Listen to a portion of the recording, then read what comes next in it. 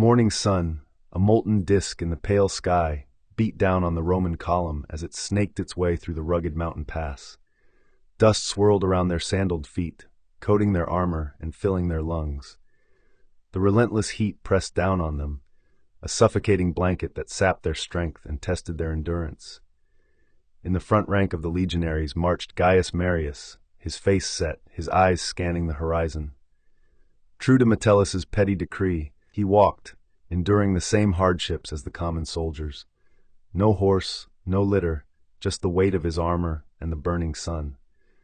He had received some nods of appreciation from the men and knew that Metellus' petty order had helped him build trust with them. Despite the insult, he refused to let it break his spirit. He would use it, like everything else, to his advantage. He knew, as they all did, that the Muthul River, their lifeline, lay just beyond the pass. But he also knew that danger lurked in the shadows, a silent predator waiting to pounce. As the vanguard crested the pass, the landscape opened before them, revealing a vast, undulating desert stretching towards the shimmering horizon. In the distance, a ribbon of green marked the course of the Muthul River, a beacon of hope in this desolate wasteland. But the sight was far from reassuring. Metellus, riding ahead of the main column, raised a hand, halting the advance.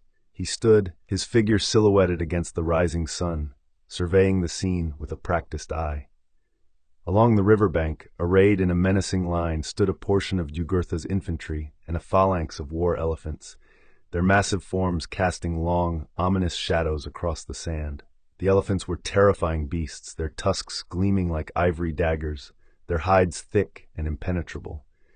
They were commanded by Bomilcar, a loyal servant of Jugurtha, whose name was whispered with dread throughout Numidia. He was more than just a soldier. He was Jugurtha's confidant, his executioner, the man who had carried out the bloody assassination of Prince Massiva in Rome, eliminating a rival to the Numidian throne. But Metellus knew that the true danger lay not in the obvious display of force, but in what was hidden from view. He spotted the subtle signs, the uneven terrain, the patches of dense, scrubby vegetation, the way the light played across the landscape, concealing and distorting. He saw the perfect ambush site. A short, bushy ridge ran parallel to the path the Roman army was forced to follow. It was ideal for concealing a large force, and Metellus knew with chilling certainty that Jugurtha's best cavalry and infantry were lurking there, waiting to spring their trap. Jugurtha knows we must cross this desert, Metellus thought, his gaze hardening. He knows we are vulnerable. He expects us to walk blindly into his trap. He turned to his officers, his voice calm and measured. The enemy awaits us. They seek to deny us water, to break our spirit, to destroy us in the desert. He paused, his gaze sweeping across their faces. We will not give them that satisfaction. We will face them head on. We will show them the strength of Rome. He knew they had to secure the river, to establish a base of operations and ensure a constant supply of water for the army. But he couldn't afford to commit his entire force to a frontal assault on Bomilcar's position. He needed to clear the ridge to eliminate the threat of an ambush. He detached a smaller force under the command of Publius Rutilius Rufus, a seasoned and reliable officer, and ordered them to secure the riverbank. "Rufus," he said, his voice firm, "establish a camp beside the river. Dig in, fortify your position, hold the line at all costs." Rufus saluted, his face grim. He understood the danger of his assignment. He would be facing the brunt of Jugurtha's forces, with no cavalry support, isolated and vulnerable in the desert. But he would obey his orders. He would hold the line. As Rufus and his men marched towards the river, Metellus turned the main part of the Roman army towards the ridge, the hidden threat that loomed large in his mind. He knew that this was where the battle would be decided, where the fate of the Roman army would be determined. He looked at Marius, his face impassive. "Marius, you will lead the vanguard. Clear that ridge. Show Jugurtha that Rome cannot be intimidated." Marius nodded, his eyes burning with a fierce intensity. This was his chance. This was the moment he had been waiting for. He would not fail. He would lead his men into battle with courage and skill. He would crush Jugurtha's forces and secure the path to victory. He turned to his men, his voice ringing with authority. "Forward!" The Roman army surged forward, a tide of steel and muscle, their shields glinting in the sun. They marched towards the ridge, towards the hidden enemy, towards the unknown horrors that awaited them. The advance began smoothly enough, the Roman legionaries marching with practiced precision towards the ridge. But the deceptive calm was short-lived. As the Roman column neared the ridge, a portion of Numidian infantry, unseen until that moment, surged from the rear, their war cries echoing across the barren landscape. They were moving to cut off the Roman retreat, to seal the mountain pass and trap Metellus' army in the desert. Marius, his senses heightened, saw the movement and understood the danger. He bellowed a warning, but it was too late. The Numidian infantry had already begun to close the gap. Then the ground began to tremble. From unseen gaps in the ridge, the Numidian cavalry descended with terrifying speed, a swirling maelstrom of horse and rider, their spears lowered, their eyes filled with bloodlust. They charged into the Roman ranks, scattering the legionaries into small, isolated detachments. The carefully ordered formation dissolved into a chaotic melee of screaming men and terrified horses. Marius found himself fighting for his life, his sword a blur as he parried blows and thrust with desperate precision. He was surrounded by chaos, a vortex of death and destruction. The air was filled with the screams of the wounded, the thud of hooves on flesh, the clang of steel on steel. He could barely see through the swirling dust and the press of bodies.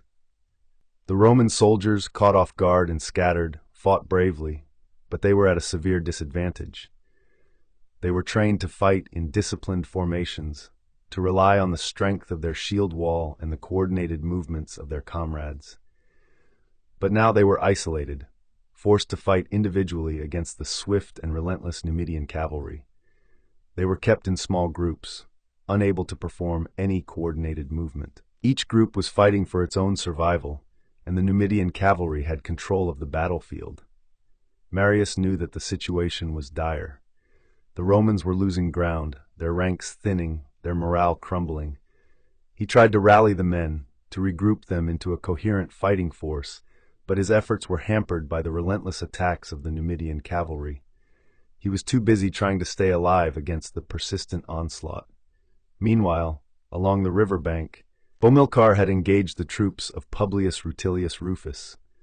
The Numidian infantry, supported by the lumbering war elephants, charged towards the Roman fortifications, intent on overwhelming the defenders and seizing control of the vital water source. The ground thumped with the heavy steps of the elephants, their trumpeting calls echoing across the desert, recalling the horrors of the wars with Hannibal. The elephants, with their thick hides and massive tusks, were virtually impervious to Roman weapons, and they struck fear into the hearts of even the most seasoned legionaries. Rufus, a veteran commander, remained calm amidst the chaos. He knew that his men were outnumbered and outgunned, but he also knew that they had one advantage: their javelins. He bellowed his orders. "Prepare for volley! Hold the line! Let them come!" The Roman soldiers braced themselves, their shields raised, their javelins poised. They waited, their nerves stretched to the breaking point, as the Numidian infantry and the terrifying elephants lumbered closer.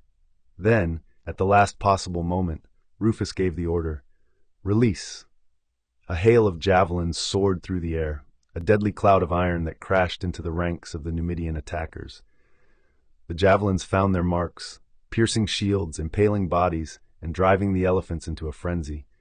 The elephants, enraged and wounded, began to rampage, trampling their own soldiers underfoot. The Numidian attack was faltering, and Rufus had bought precious time, but he knew that it wouldn't last. Bomilcar would regroup, reorganize, and attack again. Back on the ridge, Metellus watched the unfolding battle with growing alarm. He saw his men being scattered and slaughtered by the Numidian cavalry. He saw the retreat route blocked by the Numidian infantry. He saw the desperate struggle of Rufus's men on the river bank. He understood that the battle was at a tipping point. He had to act decisively, or he would lose everything. He ordered more infantry to move towards the ridge, to reinforce Marius and break through the Numidian cavalry. But the terrain was treacherous, and the Numidian cavalry was too elusive, striking quickly and then disappearing into the scrub before the Roman infantry could bring them to battle. His men were getting battered, their numbers dwindling, their morale crumbling. The sun climbed higher in the sky, beating down on the battlefield with merciless intensity. The air shimmered with heat, the stench of blood and death hung heavy, and the cries of the wounded echoed across the desolate landscape. The Battle of the Muthul had become a desperate struggle for survival, a brutal test of courage and endurance. Despair gnawed at Metellus's gut. He watched helplessly as his meticulously planned advance crumbled into a chaotic rout. His men, his legions, were being torn apart by the relentless Numidian cavalry. The ridge, meant to be a stepping stone to victory, had become a killing ground. He tried to rally his remaining forces, to organize a counterattack, but his efforts were met with confusion and resistance. The officers were dead or scattered, the men demoralized and terrified. The Numidians were everywhere, their war cries echoing through the chaos, their spears dripping with Roman blood. Then he saw them. A group of Numidian cavalry, their eyes glinting with triumph, were charging directly towards him, their leader pointing him out, their spears lowered for the kill. Metellus realized with a chilling certainty that he was about to die. He was isolated, exposed, surrounded by enemies. His carefully crafted ambitions, his dreams of glory, were about to be extinguished on this desolate battlefield. He drew his sword, his hand trembling. He was a senator, a patrician, a man of words and power, not a soldier. He had never faced such a direct and immediate threat to his life. He could already hear the funeral oration in Rome, the hollow words of praise, the pitying glances of his peers. His life, his legacy, would be reduced to a footnote, a cautionary tale of ambition gone awry. But as the Numidian cavalry bore down on him, a figure emerged from the chaos, a whirlwind of furious motion and flashing steel. It was Gaius Marius. Marius, his face smeared with blood and sweat, was a terrifying sight. Along with his own sword, he had picked up another from a fallen comrade, and now he wielded both with savage skill, a gladiator unleashed upon the battlefield. He charged towards Metellus, hacking and slashing, his blades a blur of lethal precision. He moved with a speed and ferocity that belied his age, cutting down Numidians left and right, clearing a space around Metellus. Marius did not retreat. He was not defending, but attacking. He was relentless. The Numidian horses were wary, and several of them pulled up short before Marius's whirling blades. "Metellus!" he roared, his voice barely audible above the din of battle. "Get behind me!" Metellus, stunned and disoriented, obeyed without question. He stumbled backwards, taking cover behind Marius's broad back. Inspired by Marius's courage, Roman soldiers began to rally around him, their spirits rekindled by his unwavering determination. They saw a leader, a warrior, a man who was willing to fight and die for them. They formed a circle around Marius and Metellus, a protective shield against the swirling Numidian cavalry. The circle began to grow, to expand outwards, pushing back the Numidian attackers. Roman soldiers, drawn by the sound of Marius's voice and the sight of his relentless fighting, began to filter in from the surrounding chaos. Marius, sensing the shift in momentum, pressed his advantage. He began to fight his way back towards the main Roman force, hacking and slashing through the Numidian ranks, his men following close behind. The disorganized circle began to transform into a wedge, a solid mass of Roman steel that cut through the Numidian lines like a plow through soft earth. The Numidian cavalry, caught off guard by the sudden counterattack, began to falter, their momentum broken. They were used to scattering and harassing, to preying on isolated pockets of resistance, but they were not prepared to face a determined and organized Roman force. Marius led the wedge with unwavering determination, his blades stained with Numidian blood. He fought like a man possessed, his every strike fueled by a burning desire to win, to prove himself, to seize control of the battle. He plowed through the Numidian lines, his men screaming their battle cries, their shields locked tight. They cut a path of destruction through the enemy ranks, leaving a trail of bodies and broken weapons in their wake. They advanced, steadily but relentlessly, towards the main Roman force, who were still surrounded and outnumbered. The Numidian cavalry, though still a threat, were now hesitant, wary of the Roman wedge, their attacks less frequent and less effective. Finally, after what seemed like an eternity, Marius and his men broke through the Numidian lines, reaching the surrounded Roman force. The sight of Marius, covered in blood but still standing, filled the hearts of the beleaguered legionaries with renewed hope. With a final, desperate push, the Romans surged forward, driving the Numidian cavalry back and freeing their commander, Metellus, from imminent danger. The battle was far from over, but the tide had turned. Thanks to Marius's courage and leadership, the Roman army had been saved from annihilation but was far from out of danger. Emboldened by their success in rescuing Metellus, Marius rallied the surviving Roman soldiers. "Follow me," he roared, his voice hoarse but resolute. "We will take that hill. We will drive the Numidians back. We will show them the strength of Rome." He pointed towards the high ground, where the Numidian infantry had established a defensive position. It was a strategic location, commanding a clear view of the battlefield, and Marius knew that seizing it would give the Romans a significant advantage. The Roman soldiers, their spirits rekindled by Marius's leadership, responded with a renewed surge of energy. They surged forward, their shields locked tight, swords raised, eyes fixed on the hill. They picked up more soldiers along the way, men who had been scattered and disoriented, but who now rallied to Marius's side, drawn into his wake by the momentum of his unwavering charge.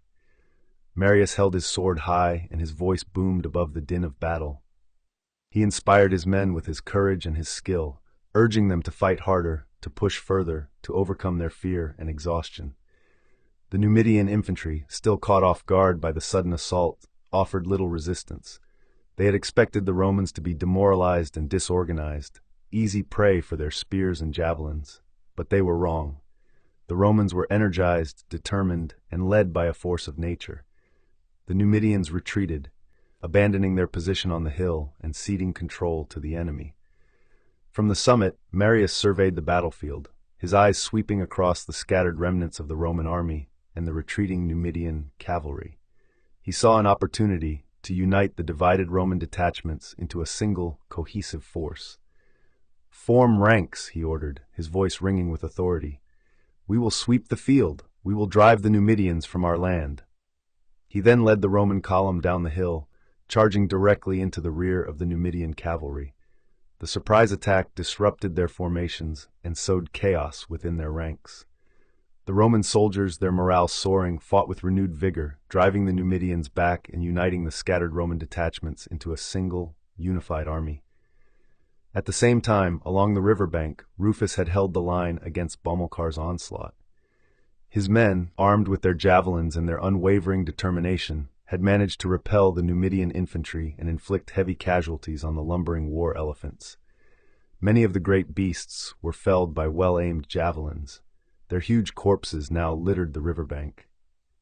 As the blistering sun began to set, casting lengthening shadows across the desert, the two Roman armies met and rejoined. Marius and Rufus, two unlikely allies, had achieved what had seemed impossible only a few hours before. Jugurtha, observing the battle from a distant ridge, watched with a mixture of fury and despair. He had planned the ambush perfectly. He had lured the Romans into his trap. He had come within a hair's breadth of annihilating their army. But in the end, he had been thwarted by his old friend Marius. He cursed Marius to the gods, his heart filled with hatred and resentment. Jugurtha understood that this battle had changed everything. He had underestimated the resilience and determination of the Roman soldiers, and he had overestimated his own ability to defeat them in a pitched battle. He knew that he could never trick the Romans into such a battle where he had the advantage again. He saw the corpses of his men across the dunes. It would be a terrible thing to report back. His allies would lose heart, and the Numidian people would despair.